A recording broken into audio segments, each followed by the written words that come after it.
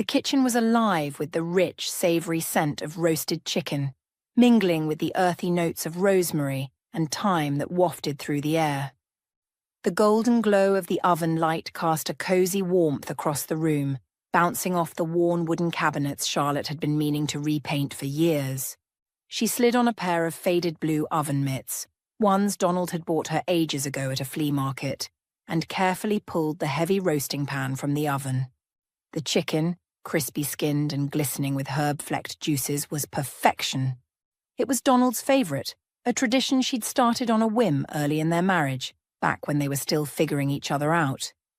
Every Friday for 18 years she'd made it, tweaking the recipe over time until it was just right, a quiet ritual that anchored their weeks. In the background, the soft, rhythmic clinking of porcelain and silverware filled the space as Jessie moved around the table with the ease of habit. At 17, she'd long since mastered the art of setting the table, her slender fingers arranging forks and knives with a practiced grace. Her dark hair was pulled back in a loose ponytail, swaying slightly as she leaned over to adjust a napkin. "Mom, you outdid yourself again," she called over her shoulder, her tone light but genuine. She peeked at the chicken, her stomach growling audibly, and flashed a quick grin. "Can we eat soon?" "I'm starving."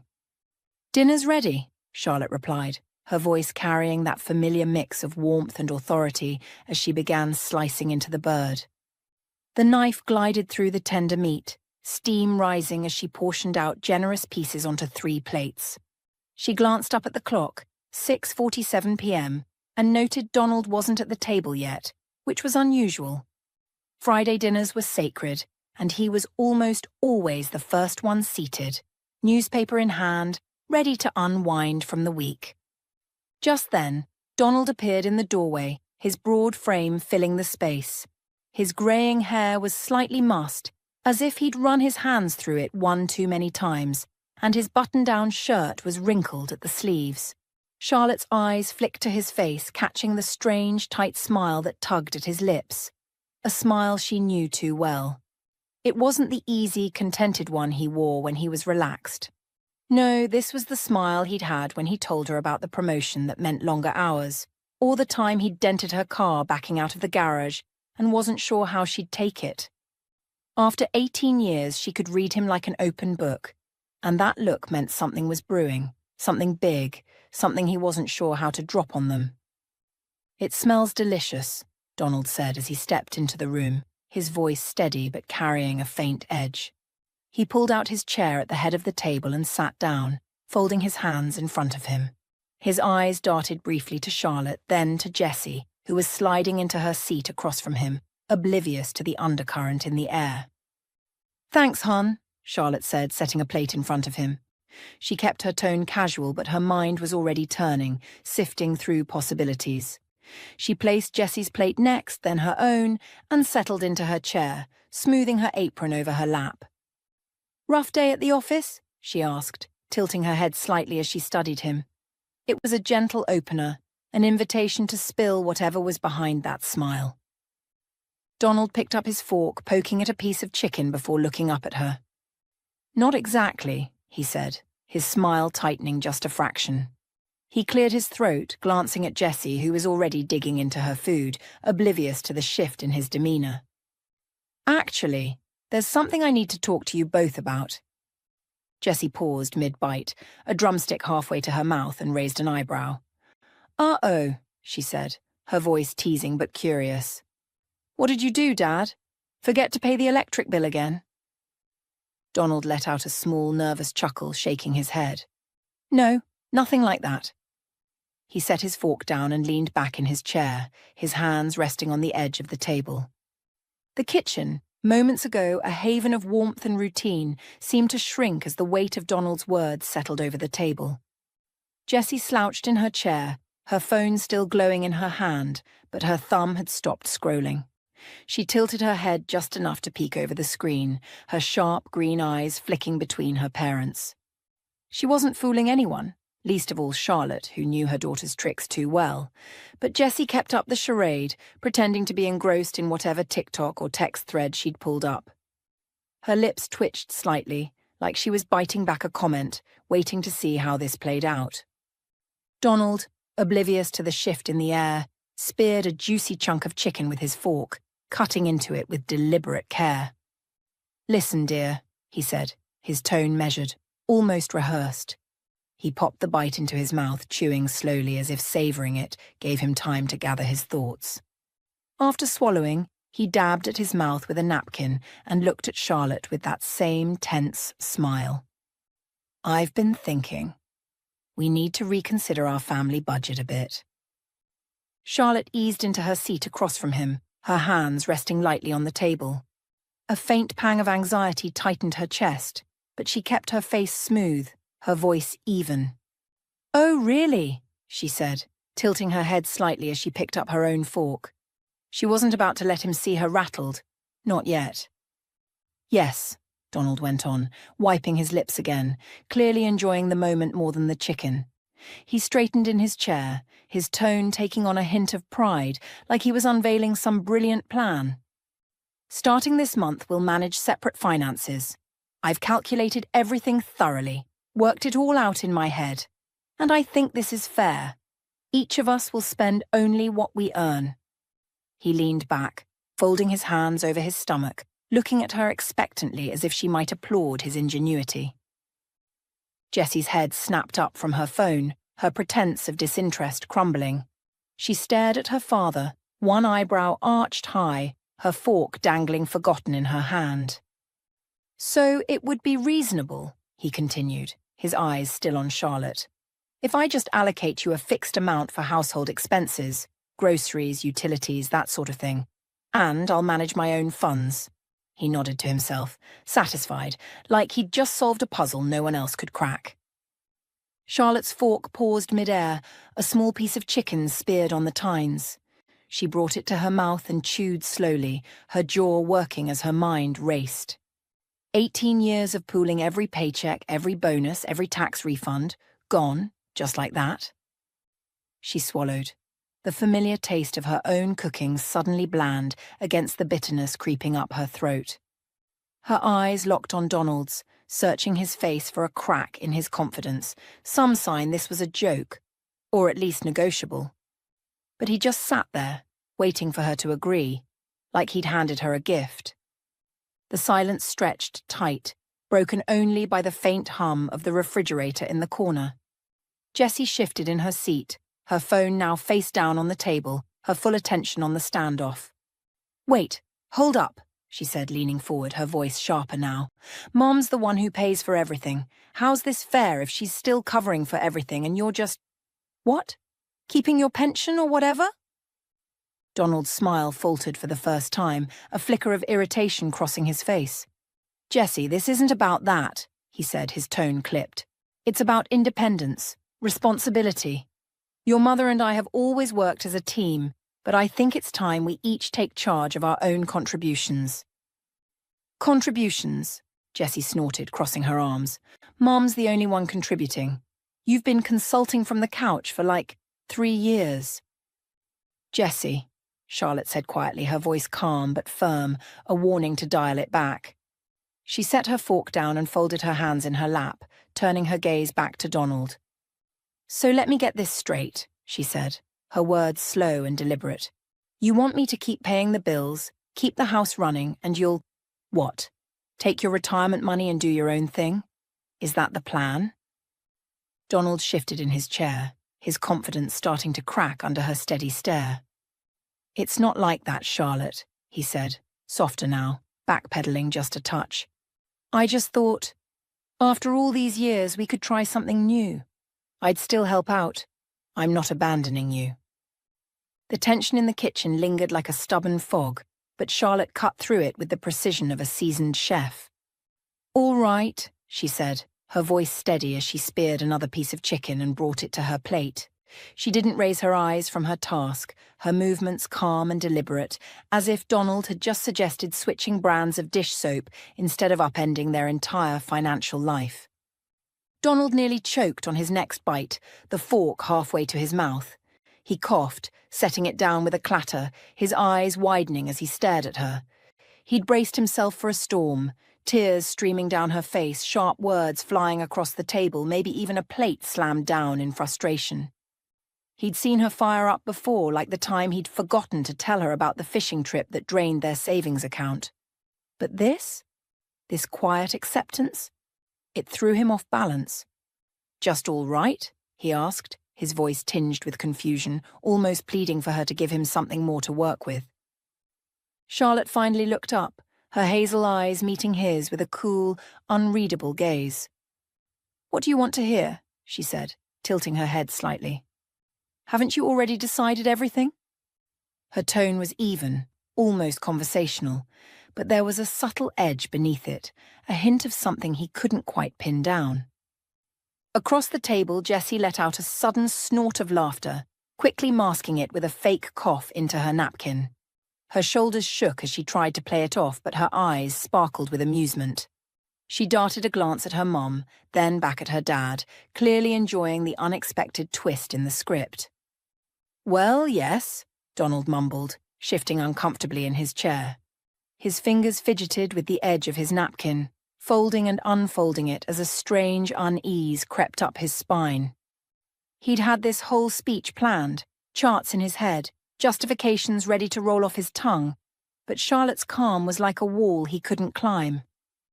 "I just thought you'd have more to say." "Then we've decided everything," Charlotte said simply, giving him a small, tight nod. She picked up her knife and sliced into her chicken again, the blade gliding through with a soft scrape. "Of course," she added, almost as an afterthought before turning to Jessie. "By the way, the chicken turned out especially well today, don't you think?" Jessie, still recovering from her coughing fit, grinned and nodded enthusiastically. "Yeah, Mom, it's awesome. Did you do something different with the herbs?" She took another bite, chewing with exaggerated appreciation, clearly eager to steer the conversation anywhere but back to her dad's bombshell. Charlotte smiled, a real one this time, soft and warm, and leaned toward her daughter. "Just a little extra time. I thought it might brighten it up. How's that history project going, by the way? Didn't you say you were presenting next week?" Donald sat there, his fork hovering over his plate, watching the exchange with a growing sense of bewilderment. The room had shifted around him, the spotlight slipping away as Charlotte and Jessie launched into a discussion about school, something about a PowerPoint on the Industrial Revolution and a teacher who couldn't pronounce cotton gin. He opened his mouth to interject, then closed it again, his brow furrowing. Something about Charlotte's reaction gnawed at him, a quiet unease he couldn't name. She wasn't fighting him, wasn't even questioning him, and yet, it didn't feel like a win. It felt like he'd missed a step, like the ground beneath him wasn't as solid as he'd thought. He took a slow bite of chicken, chewing mechanically as he studied her. The way she laughed at Jessie's impression of her teacher, the way her hands moved smoothly as she refilled her water glass. It was all so normal, so composed. Too composed, maybe. He swallowed, the taste of the meal suddenly less satisfying. "You sure you're okay with this?" he ventured, his voice quieter now, testing the waters. Charlotte paused, her glass halfway to her lips, and glanced at him. "Oh, I'm fine, Donald," she said, her smile faint but steady. "We'll figure it out. We always do." She took a sip, then turned back to Jessie. "So, did you get that extra credit sorted out, or are you still negotiating with Mr. Hargrove?" Donald leaned back in his chair, his appetite fading. The chicken sat heavy on his plate, and the kitchen, once a comforting cocoon, felt oddly foreign. Charlotte's smile lingered as she nodded along to Jessie's animated recounting of her chemistry class. Something about a lab gone wrong, a beaker fizzing over, and Mr. Hargrove's mustache twitching in panic.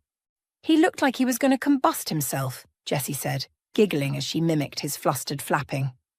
Charlotte laughed softly, but a faint crease deepened on her forehead, the only sign of the storm brewing beneath her calm exterior. She twirled her fork absently, her mind already drifting. Well, she thought, if he wants separate finances, he'll get them. Let's see how that plays out. Monday morning dawned crisp and quiet, the usual rhythm of the house subtly off-key. Donald shuffled into the kitchen in his plaid slippers, his hair still tousled from sleep, expecting the familiar comfort of routine to greet him. The sun streamed through the window, glinting off the countertops, and the faint scent of last night's chicken lingered in the air. He yawned, stretching as he opened the cupboard above the sink, reaching for his prized Italian coffee, the dark, velvety blend with just a whisper of bitterness that he'd sworn by for years.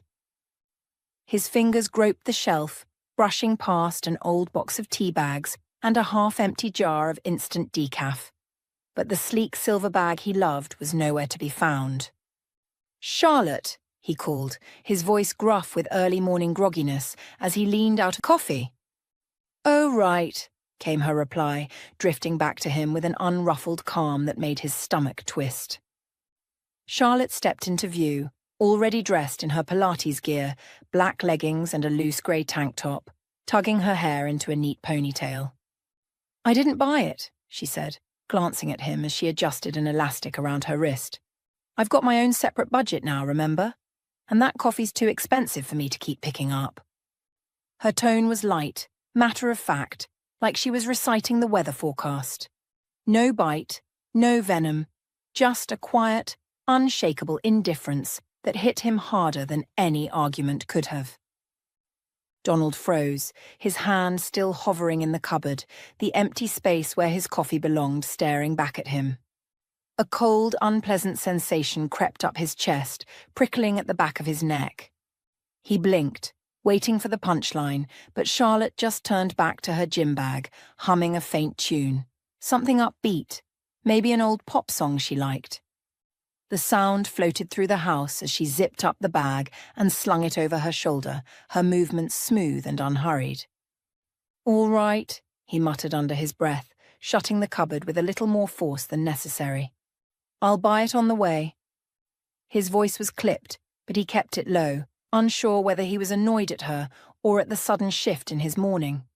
He grabbed his keys from the counter and shuffled toward the garage, the absence of that rich coffee aroma already souring his mood. Fine, he thought. I'll handle it myself. But deep down, a nagging feeling told him this was just the opening move in a game he hadn't realized he'd started. As he backed the car out of the driveway, he caught a glimpse of Charlotte through the living room window, stretching into a warm-up pose before heading to her class. She looked content. Too content, maybe. He shook his head, turning up the radio to drown out the unease gnawing at him. The grocery store was only a 10-minute drive. He'd grab the coffee, maybe a bagel, and get his day back on track. But as he pulled into the parking lot, a realization hit him. His wallet was still sitting on the dresser, and the only cash he had was a crumpled $5 bill in the glove box. The Italian roast was $12 a bag. He sat there, engine idling, staring at the store entrance and muttered a curse under his breath. This was just the beginning, and somehow he suspected Charlotte knew it. That evening, the kitchen felt like a battlefield Donald hadn't realized he'd wandered into. He stood in front of the open fridge, the cool air brushing against his face as he stared at the sparse contents.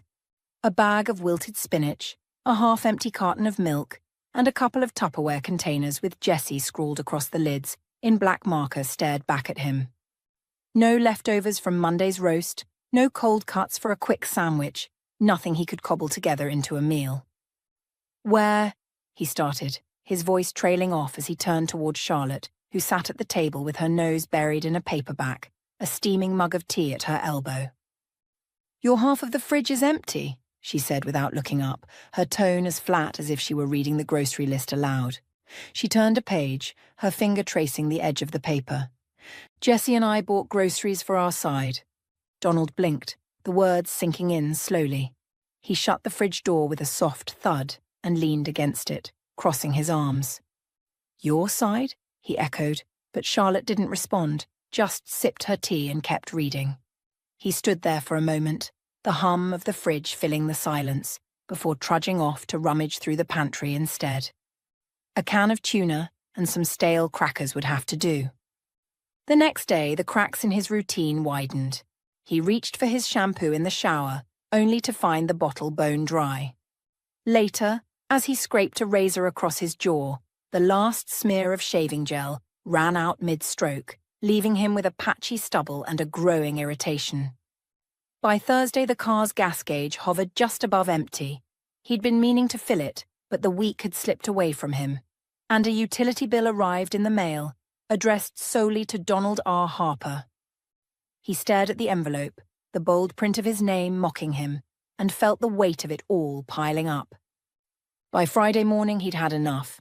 Charlotte was slipping on her sneakers by the front door, ready to head out. Pilates again, or maybe that book club she'd mentioned picking back up. "Listen," he said, his voice tight as he stepped into her path, blocking the doorway. "Is this some kind of demonstration?" He gestured vaguely around them at the house that suddenly felt like it was conspiring against him. Charlotte paused, one hand adjusting a new scarf, a soft, emerald green thing that caught the light just right. Donald's eyes lingered on it for a second, a fleeting thought cutting through his frustration. She'd been looking different lately, hadn't she? Sharper somehow, more put together.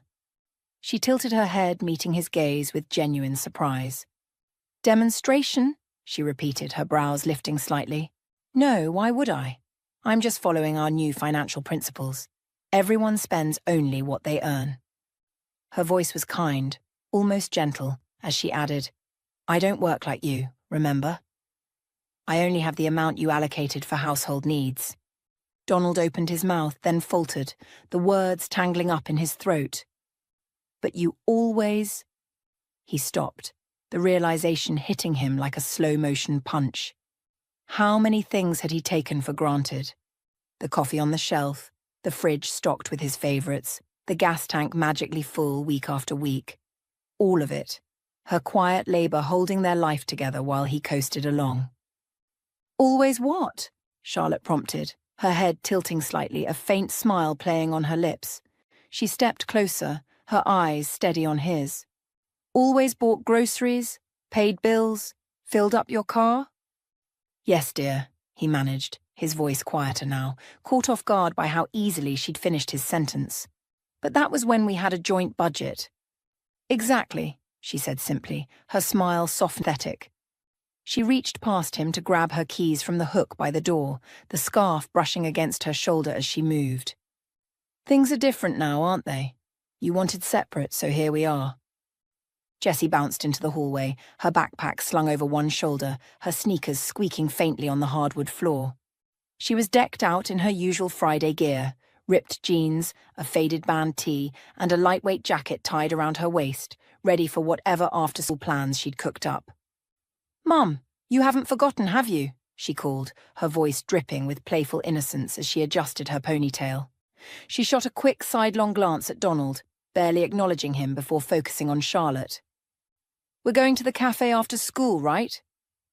Charlotte turned from the door, her gym bag still dangling from her shoulder, and gave Jessie a warm pat on the arm. "Of course, sweetheart," she said, her tone light and conspiratorial. "I set aside money for our little treats." She flashed a smile, a real one, bright and easy, that made her eyes crinkle at the corners. The two of them shared a quick, knowing look, like partners in crime, before heading out together. The door swung shut behind them, leaving Donald standing in the quiet, the echo of their laughter fading into the walls. He shuffled back to the kitchen, the silence pressing in around him, thick and unfamiliar. His eyes caught on something new, a small, neatly written note taped to the fridge door. He stepped closer, squinting at the familiar curve of Charlotte's handwriting. Left side, Mom and Jessie. Right side, Dad. The words stared back at him, simple and stark, dividing the space he'd always thought of as theirs into territories he hadn't agreed to. He reached out, brushing his fingers over the paper, and felt a strange pang twist in his chest. Something like sadness, maybe, or the discomfort of being left behind. For the first time in years, the house didn't feel like home. It felt like a place where he was just visiting. His phone buzzed in his pocket, jolting him out of his thoughts. Maybe Charlotte's changed her mind, he thought for a fleeting second, a flicker of hope sparking.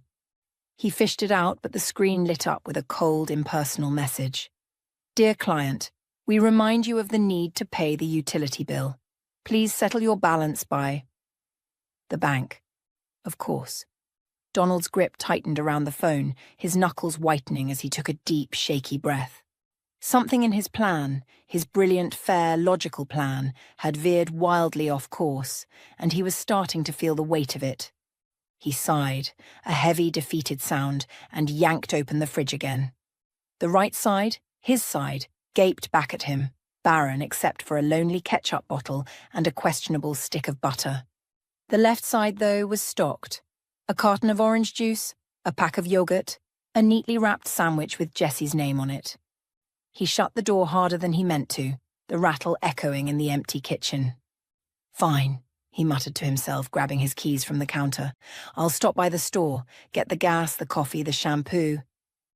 His mental shopping list stretched longer with every step toward the garage. Groceries, toiletries, maybe some razor blades too. It was nothing, he told himself as he climbed into the car. She was just testing him, pushing back in her quiet, stubborn way. Soon enough, everything would snap back to normal. The day hit Donald like a freight train with no brakes. It started with morning traffic, a snarl of honking cars and exhaust fumes that trapped him on the freeway for 40 minutes, turning his commute into a slow-motion nightmare. By the time he got to the office, his tie was crooked, and his mood was already sour. Then came the gut punch.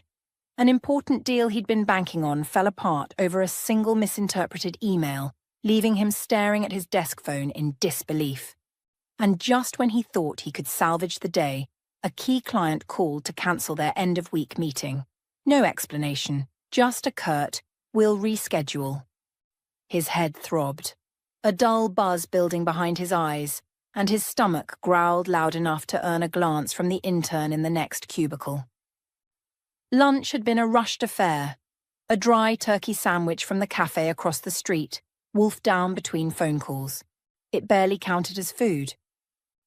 Driving home, he slouched in the driver's seat, the weight of the day pressing down on him. I'll order something tasty, he decided, his voice rough as he pulled out of the parking lot. Pizza or sushi, something good. He fumbled with his phone at a red light, opening the delivery app with one hand while steering with the other. The screen loaded, and he tapped to check his card balance, then froze. The numbers stared back at him, mockingly low. Yesterday he'd filled the gas tank to the brim, wincing as the pump ticked past $60. Groceries earlier in the week had gouged him too. When did a loaf of bread and some eggs start costing that much? And the utility bill, the car insurance, the random odds and ends he'd picked up, shampoo, coffee, a razor, it all added up, chipping away at the chunk of money he'd planned to keep for himself. Barely a third of it was left. Oh well, he muttered, swiping to check his second card, the one tied to his savings. I've got backup. Except he didn't. Not really. Last month he'd splurged on that new phone with the fancy camera he barely used, then dropped a couple $100 on a sleek watch he'd worn twice. And those nights at the bar with the guys, beers, wings, a round of shots he'd insisted on covering, had drained what was left. The balance on the screen was a pitiful shadow of what he'd expected. He let out a long, ragged breath, tossing the phone onto the passenger seat. Well, I'll have to go home, he grumbled. There's got to be something edible there. The house was dark when he pulled into the driveway, the windows unlit except for a faint glow from Jessie's room upstairs. He trudged inside, dropping his keys on the counter with a clatter, and yanked open the fridge. His side, Dad's side, greeted him with the same bleak emptiness. The ketchup bottle, the questionable butter, and a single can of soda he'd forgotten about. The left side, though, was a different story. A glimpse of Jessie's labelled containers, mac and cheese, a slice of pie, taunted him, but he wasn't about to cross that line. Not yet. He shut the door and turned to the pantry, rifling through it with dwindling hope. The can of tuna was still there, alongside a bag of rice he'd have to cook from scratch and a jar of pickles he didn't even like. He sank into a chair at the kitchen table, the silence of the house pressing in around him. His stomach growled again, louder this time, and he rubbed a hand over his face. The day had beaten him down, and now even the promise of a decent meal had slipped through his fingers. She's just testing me, he told himself. This'll blow over. She'll get tired of it, and things will go back to how they were. But as he stared at the note on the fridge, the tidy handwriting dividing his world in two, that vague unease from earlier crept back in, sharper now. Would it really? The silence of the house greeted Donald like an old friend who'd turned cold, but it was the smell that hit him first, a warm, buttery waft of baking that curled through the air, tugging at his senses. He sniffed, his mouth watering despite the day's exhaustion. Cabbage pies, he thought, his stomach clenching with a hunger that felt primal. They were his favourite, a recipe Charlotte had perfected over the years, the kind of comfort food that took him straight back to simpler times. Weekends at his parents' house, the chaos of kids running around, the promise of something good on the table. He shuffled toward the kitchen, drawn by the scent like a moth to a flame. "Charlotte," he called, his voice rough but hopeful as he poked his head through the doorway. There they were, sitting on the table like a cruel mirage. A platter of golden brown pies, their edges crimped just so, steam still rising from the tops. But before he could step closer, his eyes snagged on the note perched atop the dish, written in Charlotte's precise hand. "This is for us with Jessie. Your half of the fridge is on the right." The words landed like a slap, and he stared at them for a beat before wrenching open the fridge door. His side, Dad's side, mocked him with its barrenness. A half-eaten sandwich, the bread crust curling at the edges from yesterday's pitiful lunch, and that same bottle of ketchup, its label peeling at the corner. The left side, though, brimmed with life. Containers neatly stacked, a jug of iced tea, a wedge of cheese he hadn't even known they had. The floor creaked behind him, and Jessie strolled in, a mug of tea cradled in her hands, the steam curling up around her face. She barely glanced at him, her attention on the pie she was clearly about to claim. "Dad, you should be quieter with the door," she said, her tone casual but pointed as she set her mug on the counter. "Mom's lying down after her workout. She's wiped." Donald's gaze drifted back to the platter, the aroma tugging at him like a memory he couldn't quite grasp. "Are those Mom's pies?" he asked, nodding toward them, a flicker of hope in his voice. Jessie shrugged, reaching for one with a nonchalance that stung. "Sorry, but that's our food," she said, her voice steady, almost rehearsed. "You wanted separate finances, remember?" She plucked a pie from the dish, the flaky crust crumbling slightly in her fingers, and gave him a quick, unapologetic glance before heading toward her room, tea in one hand, prize in the other. The sound of her footsteps faded down the hall, leaving Donald alone with the scent of his childhood swirling around him, just out of reach. He stood there, rooted to the spot, the emptiness of the house pressing in tighter. "Maybe we can have dinner together," he called out, his voice softer now, less sure, as he turned toward the bedroom where Charlotte's shadow lingered. "Sorry, dear," came her reply, calm and distant, floating through the half-open door.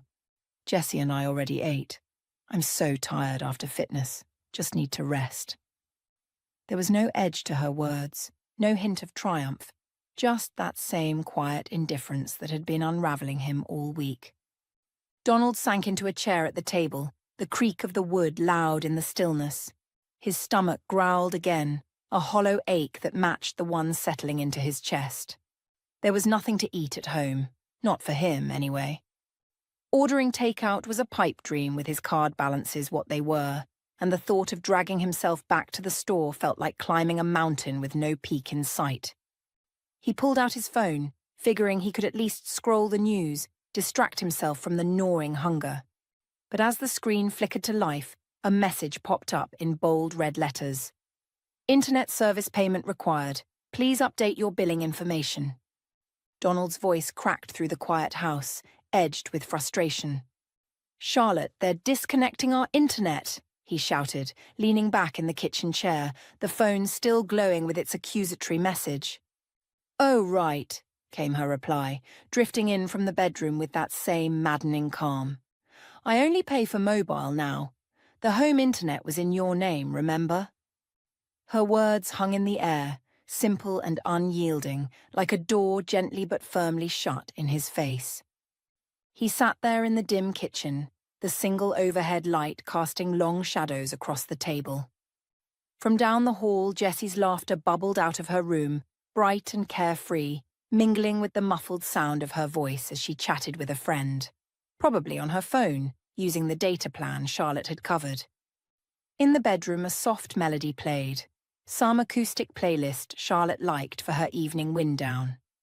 She was probably doing her yoga now, stretching out the day's tension while he sat here stewing in his own. The contrast gnawed at him, his world shrinking while theirs carried on, untouched. After another half hour of staring at the empty fridge, then the note, then the dark screen of his phone, Donald gave up. His stomach growled, but his energy was gone, sapped by the day and the slow unraveling of everything he'd assumed was solid. He pushed himself up, the chair scraping against the floor, and trudged toward the bedroom, his slippers shuffling with a defeated rhythm. The door was ajar, and he peeked in to see Charlotte propped up against the headboard, her tablet balanced on her lap, a pair of reading glasses perched on her nose. The soft glow of the screen lit her face, and she looked serene. Too serene. "Charlotte," he started, his voice cautious, testing the waters as he lingered in the doorway. "Can we discuss our finances?" "Of course, dear," she said, not even glancing up from whatever she was reading. Her fingers swiped across the tablet, calm and deliberate. "Tomorrow. I've just made a spending plan for the month. When you start counting everything, a lot becomes clear." There was something in her tone, quiet, steady, with a faint undercurrent of control, that made his throat tighten. He opened his mouth to push back, to say something, but the words didn't come. She'd already turned the page figuratively and literally, and he was left standing there, adrift. He nodded mutely, more to himself than to her, and shuffled to his side of the bed. The mattress dipped under his weight as he sank down, kicking off his slippers and pulling the blanket up to his chest. He lay there, flat on his back, staring at the ceiling, the same cracked plaster he'd been meaning to fix for years, the same shadows he'd seen 1,000 nights. From the kitchen, the old clock ticked on, its steady rhythm cutting through the silence. He'd always hated that sound, always meant to replace it with something sleeker, quieter, more modern. But now, lying there, a sudden thought struck him like a pinprick. He didn't even know how much a new one cost. Not really. He'd never had to think about it. Charlotte had always handled those details, ticking them off some invisible list while he coasted along.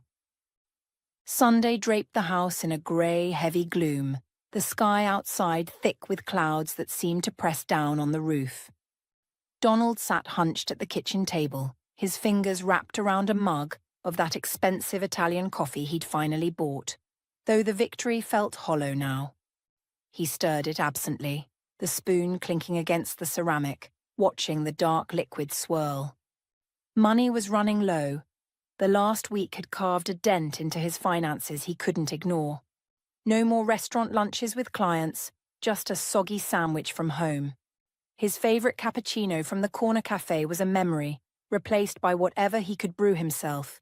He'd even called the gym to freeze his membership, another small surrender. But the real sting wasn't the budget cuts.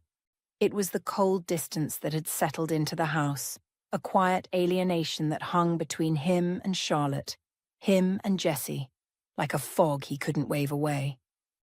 The sound of soft footsteps broke his reverie, and Charlotte breezed into the kitchen, dressed in a new loungewear set, velvety soft, a deep plum colour that hugged her frame just right. Donald's eyes narrowed slightly. Where had she gotten the money for that? She moved to the counter, the faint scent of expensive perfume trailing behind her, floral with a hint of spice, not the drugstore stuff she used to wear. His stomach twisted, a mix of hunger and something sharper.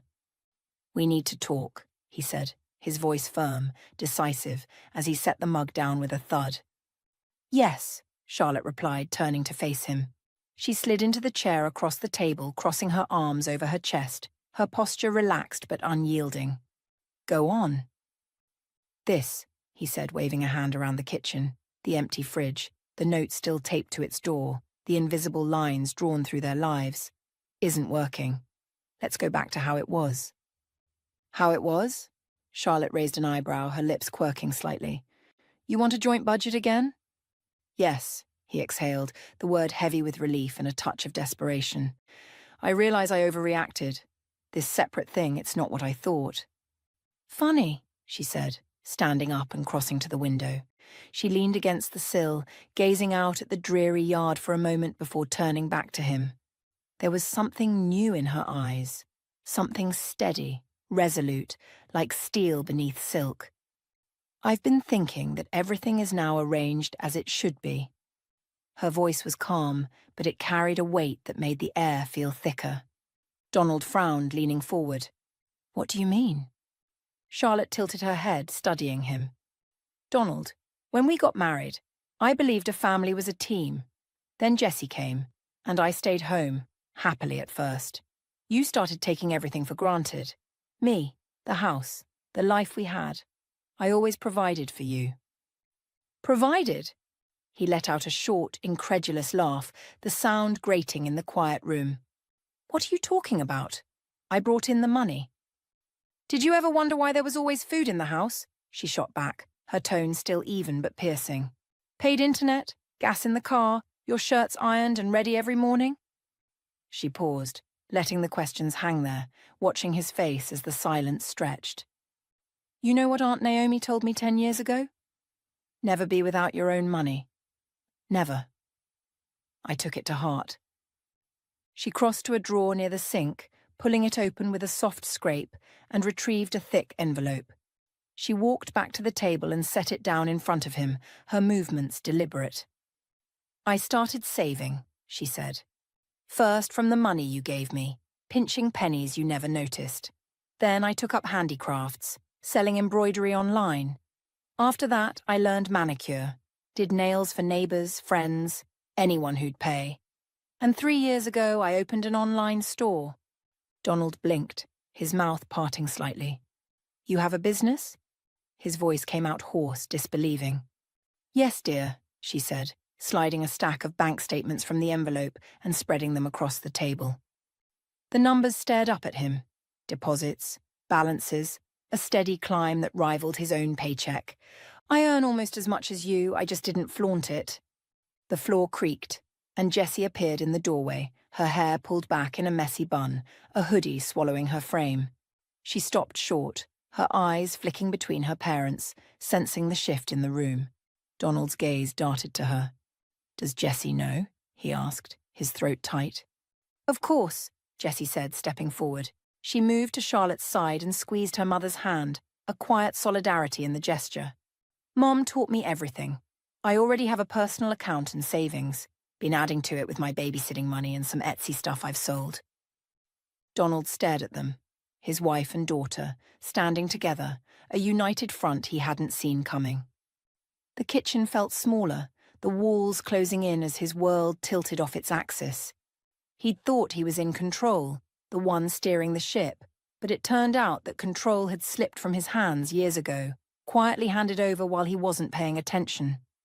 The coffee in his mug had gone cold, the steam long gone, and he pushed it away, the bitter taste lingering in his mouth. Charlotte's smile was soft but edged with something unyielding, a quiet strength that seemed to fill the room. You know, Donald, she said, her voice steady, I'm no longer the naive girl I once was. Now I know the value of my life. And you know what I realized? She glanced at Jessie, her eyes warming as they met her daughter's, before turning back to him. You were right. It's important that everyone lives on what they earn. The words landed like a stone in still water, ripples spreading outward, and Donald felt the ground shift beneath him. Everything had changed, yes, but not in his favor. He looked at his wife, really looked at her, and it was as if a veil had lifted. The woman sitting across from him wasn't the Charlotte he'd built in his mind over the years.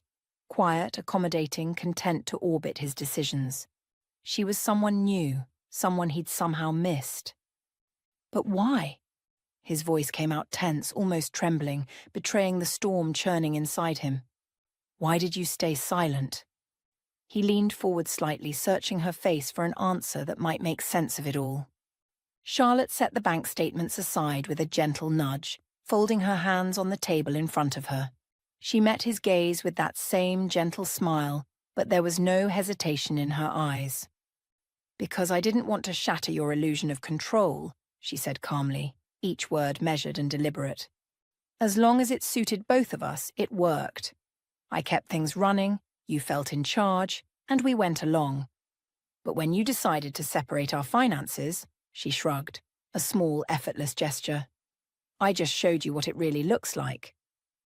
Donald's eyes dropped to the documents scattered across the table, financial accounts, investments, a steady stream of income, all laid out in black and white, proof of a life she'd built, brick by brick, right under his nose. He'd walked past that drawer 1,000 times, never suspecting it held anything more than old receipts or spare batteries. All these years, she'd been weaving a safety net he didn't even know they needed, while he'd been coasting on assumptions. His fingers brushed the edge of one statement, the paper cool against his skin, and he felt a hollow ache settle in his chest. "And what now?" he asked finally, his voice quieter, almost lost in the weight of the moment. Charlotte squinted slightly, tilting her head as if gauging how much he could handle. Then she leaned forward, just enough to close the distance between them, her eyes locking onto his, with a clarity that made him feel exposed.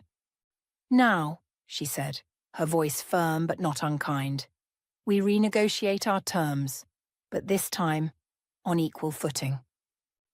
The kitchen seemed to shrink around him, the air thick with the unspoken shift. Jessie stood silently by her mother's side, her hand still resting lightly on Charlotte's arm, a quiet witness to the turning tide. Donald swallowed, his throat dry, and looked between them. His wife, his daughter, both steady in a way he suddenly wasn't. Equal footing. The phrase echoed in his mind, sharp and unfamiliar. He'd spent years thinking he held the reins, steering their family through life. But now he saw the truth. Charlotte had been the one keeping them afloat, and he'd been too blind to notice. He shifted in his chair, the wood creaking under him, and ran a hand over his face. The old clock ticked on, its steady rhythm a quiet taunt that echoed through the kitchen. Donald had always meant to replace it, its chipped paint, its slightly off-kilter pendulum, the way it seemed to drag out every second. But now it hung there like a relic of his old certainties, mocking the idea that he'd ever truly managed this family.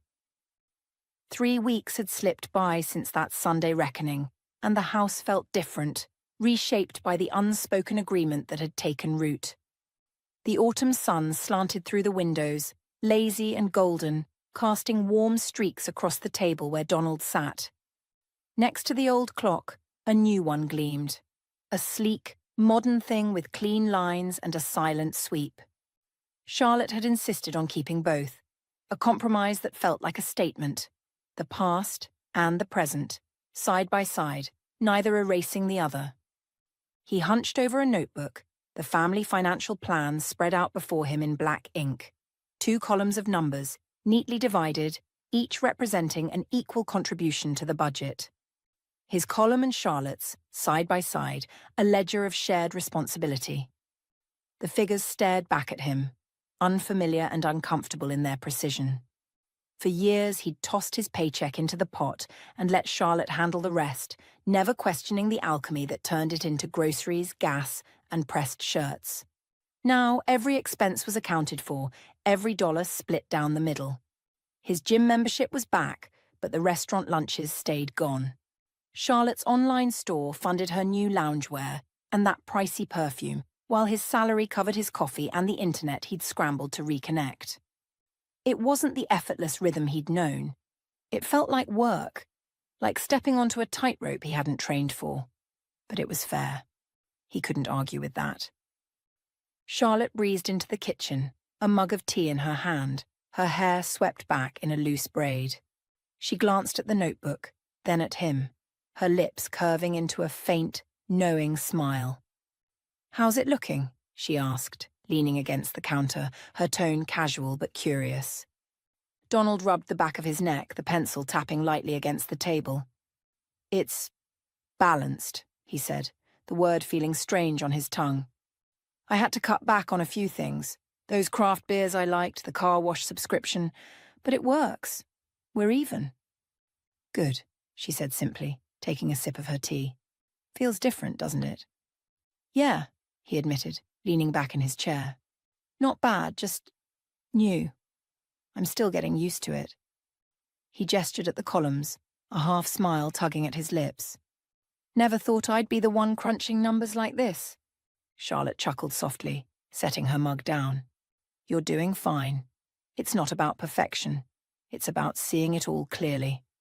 She nodded toward the clocks. Like those two. They don't have to match to keep time. He followed her gaze, the old clock ticking alongside the new one, and felt a flicker of something. Acceptance, maybe, or the start of it. The apartment hummed around them, quieter than it had been in weeks, but not empty.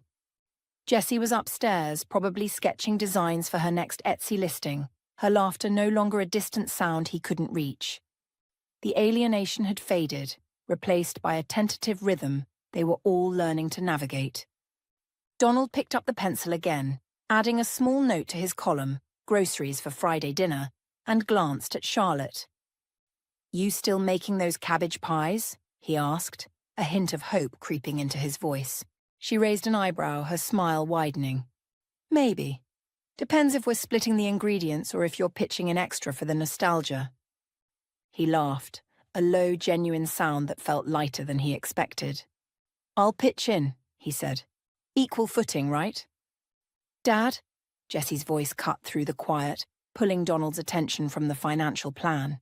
She leaned against the kitchen doorway, one socked foot crossed over the other, her hoodie sleeves tugged down over her hands. Have you seen my blue notebook? It's got all my calculations in it. Check the living room shelf, he replied without missing a beat, his voice carrying the easy rhythm of routine. By the way, how are your first investments doing? Her face lit up, eyes sparking with a mix of pride and excitement. Oh, imagine. Those stocks Mom recommended. They grew by 12%.